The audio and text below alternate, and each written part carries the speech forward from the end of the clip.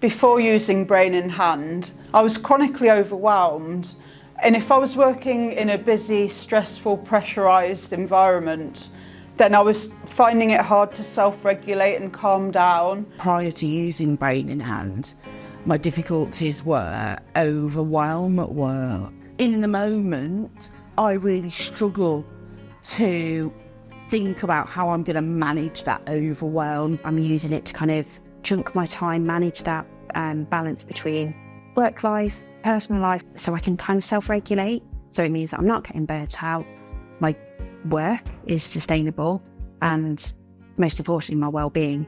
I'm kind of protecting that as well. The specific thing that appealed to me with Brain in Hand was probably the planning aspect of it. I was going into the office, so I used Brain in Hand just generally to do the planning anyway. And I had pre-booked my meeting room, I had pre-booked my lunch, and on the day our meeting had been cancelled, and I was finding that quite difficult. So I had pre-planned what would I do if the meeting had been cancelled. So what I like about Brain in Hand is it enables me to overcome that and continue my day as normal.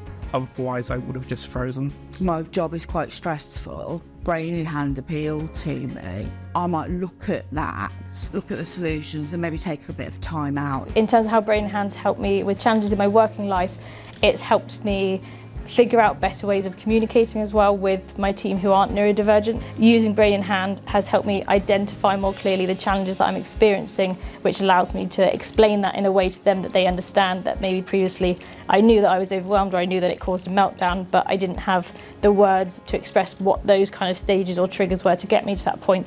So it's allowed me to kind of look at it more holistically, to be able to convey that to my team members so that they can understand how to support me and what things I may or may not be able to do, with the understanding of why that is, rather than just them, oh, you're autistic, you can't do it, but actually the specific traits and things that cause me to have distress for them. That I applied through Access to Work last year so that I could get funding for things that would help me in my self-employment. It's a really quick and easy 5-minute online form, and then you get a caseworker assigned about 3 or 4 months later who phones you. And through that I was able to explore what could help me in my role.